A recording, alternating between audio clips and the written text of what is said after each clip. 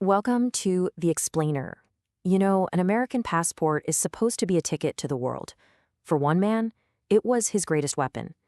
Today, we're digging into the story of David Coleman Headley, the man who was hiding in plain sight while he masterminded one of the most horrific terror attacks of the 21st century. So picture this, November 2008. For 3 straight days, the world just watched, horrified, as India's massive financial capital was under siege. 10 gunmen, they just sailed in by sea and launched this perfectly coordinated assault that literally brought a city of 20 million people to its knees. And the human cost, it was just staggering. In the end, 166 people were hunted down and murdered. And these weren't just Indian citizens. There were many foreign nationals too. It was an attack so shocking, people immediately started calling it India's 9/11. Now, this wasn't a quick hit. The siege just dragged on for almost 3 whole days. It was this prolonged, brutal assault that stretched the city's security forces to their absolute breaking point. It actually took a massive counterterrorism effort, codenamed Operation Black Tornado, to finally end the showdown at the famous Taj Hotel. And you have to understand, these terrorists didn't just strike randomly. No, their targets were carefully chosen. They went after iconic, crowded locations. We're talking luxury hotels, a cafe packed with people, a Jewish community center, and one of the busiest train stations on the planet. Why? To cause as much carnage as possible and grab the world's attention. Okay, so an attack this complex was planned with just chilling precision. But here's the twist. The mastermind wasn't some shadowy figure in a cave. He was a man hiding right out in the open. As the investigators started putting the pieces together, they stumbled onto this unbelievable truth. The guy who did all the groundwork, who scouted every location, he was an American citizen. And he was moving freely between the US, Pakistan, and India like it was nothing. So to pull this off, a man named Daood Gilani basically reinvented himself. He legally changed his name to David Coleman Headley, taking his American mother's last name. And just like that, this new identity with that very Western-sounding name and a US passport, well, it became the perfect cover. All right, so how does someone go from being the son of a socialite to a jihadi? Well, Headley's path into extremism was this twisted road of crime and betrayal and radicalization. And the craziest part? He was playing this dangerous double game with the US government the entire time. His life story, it seriously sounds like something out of a spy movie. First, he's a heroin smuggler. Then he gets caught and cuts a deal to become a DEA informant to stay out of prison. But here's the kicker. While he's on the payroll of the US government, he starts training in terror camps run by the Pakistani militant group Lashkar-e-Taiba. It's just unbelievable. And this right here, this is the absolute core of his whole deception. He basically weaponized his status as an informant.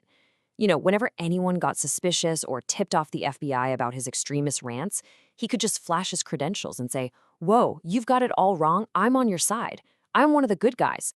So with that American passport, his Western looks, and perfect English, he could go anywhere.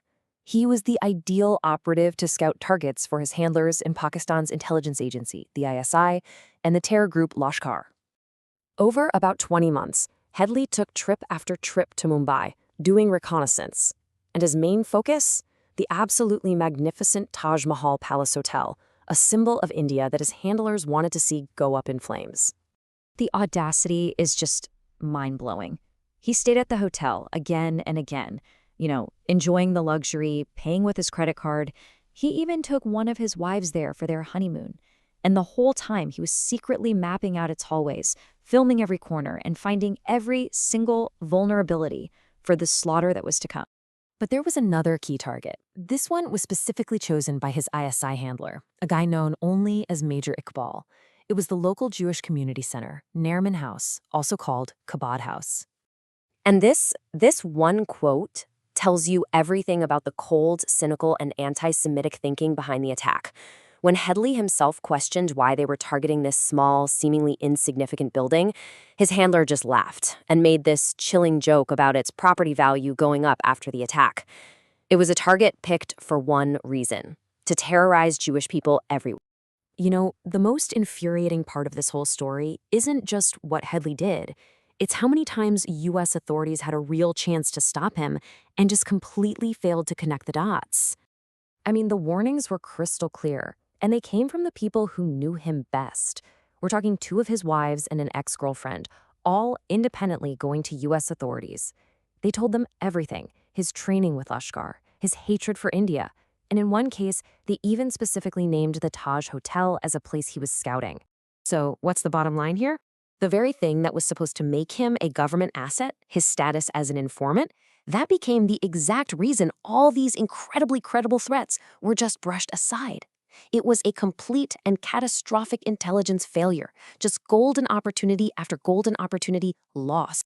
Now, after Headley was finally caught in 2009, and get this, it was for planning a totally different attack in Denmark, his case suddenly became Exhibit A in this huge global debate about mass surveillance and national security. You remember when the Edward Snowden leaks happened and we all learned about the NSA's massive data collection programs? Well, government officials basically pointed at Headley and said, see, this is why we need the whole haystack, meaning all of our phone and internet data so we can find the needle, the terrorist. But the critics came back with a pretty glaring reality check. The mass surveillance didn't stop him, did it? He ran around freely for years. He planned an attack that killed 166 people, and he was only caught because of a good old-fashioned tip from British intelligence about a completely separate plot. So what really happened was a classic intelligence gap. All the signals, all the data on Headley, it was there. It was just buried in these enormous databases across different agencies. But because nobody had a specific reason to be looking for David Headley, the dots were just never connected in time to stop the Mumbai tragedy. And really, that's what this all boils down to. It leaves us with this really tough question about the balance we strike between our security and our privacy. The David Headley case forces us to ask, are all these modern methods for finding the needle actually working? Or are we just getting lost in bigger and bigger haystacks?